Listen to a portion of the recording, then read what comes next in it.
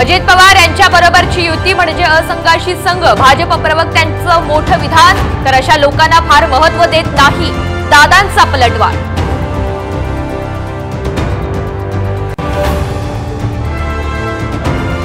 कल्याण डोंबिवली महापालिकेत 14 गावं नवी मुंबईत घेण्याचा नगर विकास खात्याचा प्रस्ताव. गणेश नाईक यांचा प्रस्तावाला विरोध, सूत्रांची माहिती.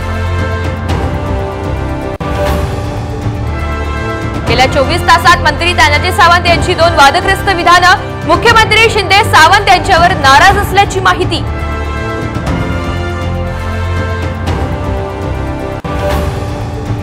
विधानसभा डोळ्यासमोर ठेवून मोदींचा माफीनामा. पुतळा कोसळल्याच्या घटनेवरून संजय राऊतांची जळजळीत टीका.